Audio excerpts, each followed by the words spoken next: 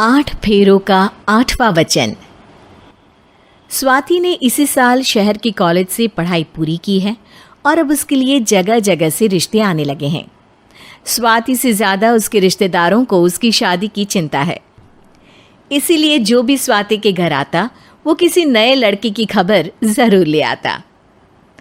अरे दीदी, ये फोटो देख के बताओ कैसा है। राहुल नाम है लड़के का, मेरी सहेली की बहन का बेटा है। अपनी स्वाति के साथ एकदम प्यारी जोड़ी लगेगी इसकी। ज़रा दिखाना, फोटो तो बढ़िया लग रहा है। कोई गलत आदत वादत तो नहीं है ना इसे? और कमाता कितना है? अरे कोई गलत आदत नहीं है दीदी, आप कहो तो एक मीटिंग करवा देती हूँ, फिर सब कुछ फाइनल कर लेना। हाँ, ये सही कह रही हो तुम। संडे को स्वाति के पापा भी घर पे ही रहेंगे। बुआ फिर वहाँ से चली जाती है और रात को स्वाति की माँ उससे कहती है, स्वाति बेटा, आज कमला बुआ ने एक लड़के की फ़ोटो दिखाई है। संडे को वो लोग मिलने आ रहे हैं, तैयार हो ना तुम बेटा? अरे मम्मी, आप कहाँ कमला बुआ के चक्कर में आ जाती हो? अभी इतनी जल्दी कोई शादी वादी नहीं करनी है मुझे। अरे बेटा, अच्छा लड़का है, बुआ जानती है उसे अच्छे से। हाँ स्वाति बेटा, एक बार मिल तो लो, बाद में देखेंगे आगे क्या करना है। वैसे तो कमला रिश्ता लाई है तो मना करने का तो कोई सवाल ही नहीं उठता। संडे की सुबह होती है और कमला बुआ राहुल और उसके मम्मी पापा को लेकर स्वाति के घर आती है।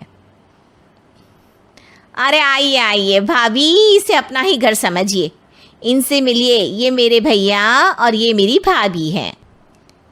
नमस्ते भाभी जी, ये है हमारा लड़का राहुल, सरकारी नौकरी की तैयारी कर रहा है ये।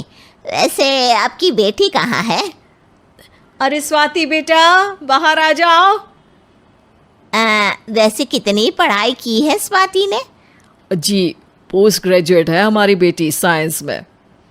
ये सब तो ठीक है, पर घर संभालना जानती है या नहीं? हमें कौन सी इससे नौकरी करवानी है, नौकरी तो मेरा बेटा करेगा ही।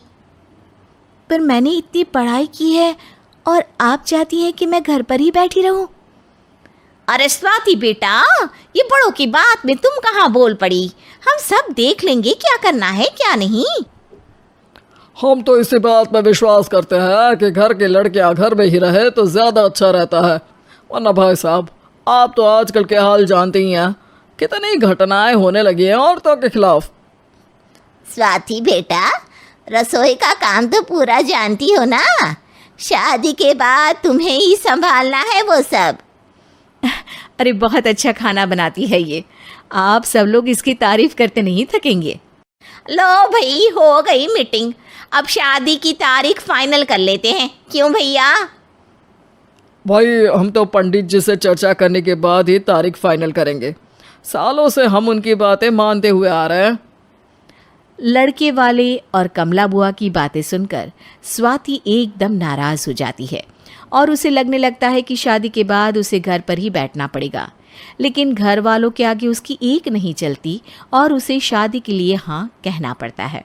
शादी का दिन आ जाता है और सब मंडप में जमा होते हैं। अब फेरों का समय हो गया है, अब कन्या अपने वर से 7 वचन मांगेगी। आप किसी धार्मिक आयोजन में जाएं तो मुझे भी ले जाएंगे। आप मेरे माता पिता का भी बराबरी से सम्मान करेंगे, हमेशा मेरा साथ निभाएंगे। आपको दोनों परिवार की जिम्मेदारियां बखूबी निभानी होगी। हर ज़रूरी बात में मेरी भी राय लेंगे। आप सभी गलत आदतों से दूर रहेंगे। आप मेरे अलावा किसी और औरत से कोई गलत संबंध नहीं बांधेंगे। ये 7 वचन पूरे हुए, वर क्या तुम्हें ये सारे वचन मंजूर है? जी हाँ पंडित जी, मैं सारे वचन अच्छे तरीके से निभाऊंगा। अरे वाह वाह, बढ़िया तरीके से सब काम संपन्न हो गया। तो इसी के साथ विवाह संपन्न हुआ और आज से ये दोनों पति पत्नी हुए। 1 मिनट पंडित जी, अभी एक वचन लेना बाकी है। अब कौन सा वचन है बेटा? मैं अब हमेशा के लिए किसी दूसरे घर में जाने वाली हूँ, तो पति के अलावा मैं अपने सास ससुर से भी एक वचन लेना चाहूँगी। अब कहो बेटी।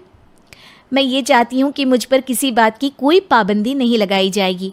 मुझे सब कुछ करने की आज़ादी होगी और मैं भी विश्वास दिलाती हूँ कि मैं एक अच्छी बहू बन के दिखाऊंगी।